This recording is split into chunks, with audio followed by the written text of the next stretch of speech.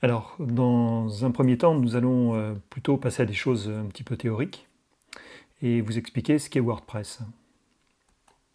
Alors, WordPress, c'est un CMS, Content Management System. En fait, c'est un outil de conception de sites web et de gestion de contenu, c'est-à-dire à la fois texte, images, vidéos, formulaires, etc. Enfin, tout le contenu que vous allez pouvoir mettre dans une page web. Alors, on distingue souvent des sites statiques, par opposition au site dynamique, nous allons voir dans un deuxième temps.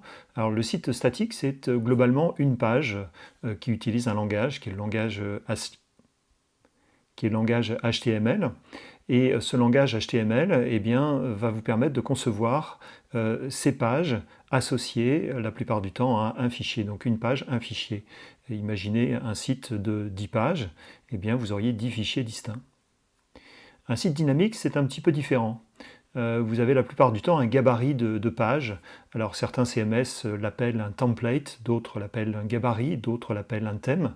Mais globalement, c'est une page unique dans laquelle justement il va y avoir un chargement dynamique du contenu.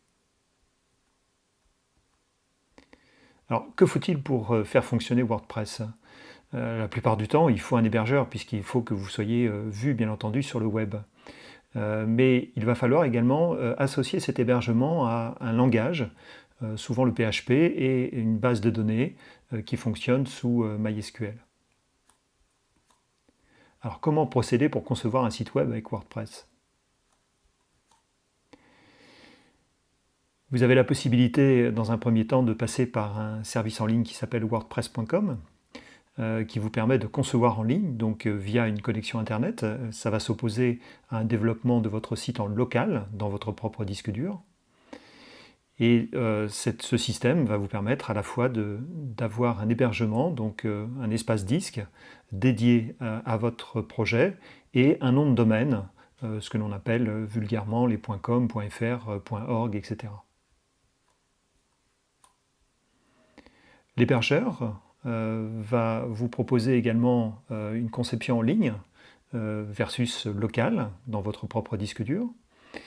Et même chose, il va vous proposer un service complet avec un hébergement et un nom de domaine. Ensuite, il y a une solution également, cette fois-ci locale, qui va vous permettre justement de travailler sur votre propre machine et par exemple de ne pas dépendre directement d'une connexion Internet lors de la conception.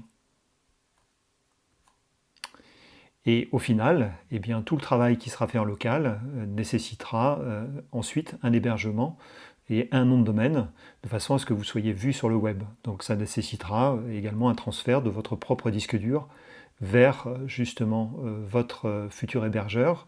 Et souvent, on utilise le canal FTP. Vous allez entendre parler de ce terme, qui est en fait, la plupart du temps, un service, mais des logiciels également qui permettent d'associer ou d'assurer ce service pour faire du transfert de fichiers, donc de votre disque dur, je vous le rappelle, vers votre hébergeur.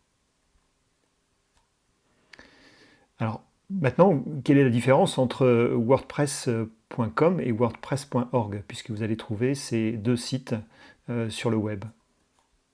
Alors, WordPress.com, c'est en fait un système, justement, où vous allez pouvoir bénéficier d'un hébergement et d'un outil clé en main qui vous permettra de dédier en fait votre travail et la concentration ou vos efforts en tout cas vers la conception de votre site, mais vous n'aurez pas tout ce processus parfois assez complexe de conception et d'installation de WordPress.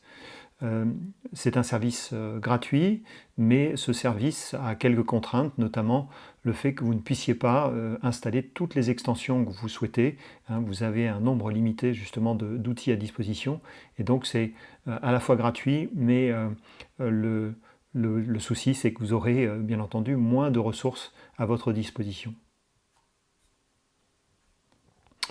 WordPress.org, c'est en fait le site officiel, et ce site va vous proposer justement de télécharger l'application WordPress. Cette application, ensuite, eh bien, elle vous sera dédiée et vous pourrez en faire ce que vous voulez. Donc, à la fois quelque chose également de gratuit, puisque vous le rapatriez sur votre machine ou vous le faites également installer, nous verrons cela plus tard, chez votre hébergeur. Donc on va dire un champ d'action qui est étendu, quasi illimité. Par contre, eh bien, il y a une contrainte un peu technique qui passe par l'installation de cet outil, soit à distance, qui se fait assez facilement. Alors, tout dépend bien entendu de ce que votre hébergeur va vous proposer, mais la plupart du temps c'est assez facile. Ou alors, eh bien, vous travaillez en local et vous basculez ensuite votre site chez votre hébergeur. Alors, si nous passions aux choses sérieuses et parlions globalement de cette installation WordPress. Alors, chez votre hébergeur, la plupart du temps, va vous proposer des solutions en un clic. Alors, en un clic, en plusieurs clics, mais c'est le concept où, en gros, on ne va pas vous demander de mettre un serveur web à disposition, d'installer également un gestionnaire de base de données. Tout ça va être clé en main et vous allez pouvoir justement, via une interface qui correspond à la zone d'administration de votre hébergement et de votre nom de domaine, l'hébergement en particulier puisque c'est là où se passera la gestion de votre espace disque, eh bien l'hébergeur, la plupart du temps, propose sous forme de boutons un ajout de modules supplémentaires et vous aurez le choix, en fonction de l'hébergeur bien entendu, entre différents CMS. Ici vous avez WordPress bien entendu, mais vous avez également PrestaShop, qui est un système de vente en ligne, et vous aurez Joomla ou Drupal qui sont les principaux concurrents de WordPress. Donc à partir du moment où vous aurez choisi cette option, eh bien, vous aurez d'associer à votre nom de domaine tout simplement le service ou en tout cas le gestionnaire de contenu que vous aurez décidé d'installer grâce à cet assistant. Une fois que l'installation est faite, eh bien, il vous restera juste à vous connecter à l'administration de votre site WordPress que vous venez d'installer et ensuite eh bien, vous aurez cette interface d'administration que nous décrirons ensemble. Alors il y a une autre solution, celle qui va vous permettre justement de travailler d'abord dans votre propre machine, sans connexion Internet, donc en complète autonomie. Alors bien entendu, il vous faudra une connexion Internet pour aller chercher d'éventuelles extensions, donc des rajouts de programmes ou de fonctionnalités à votre site de base, mais globalement, voilà, vous travaillerez plutôt en autonomie sur votre propre ordinateur.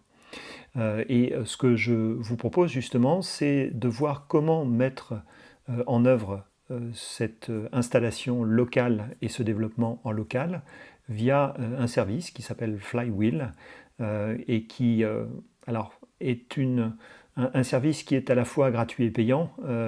Gratuit dans le sens où ce que nous allons parcourir ensemble l'est justement. Ce qui est ensuite payant, ce sont des services complémentaires justement à ce travail local, notamment le transfert de votre concept ou de la construction de votre projet en local vers votre hébergeur. Il y a bien entendu, si nous restons sur du complètement gratuit, des solutions que nous allons voir ensemble.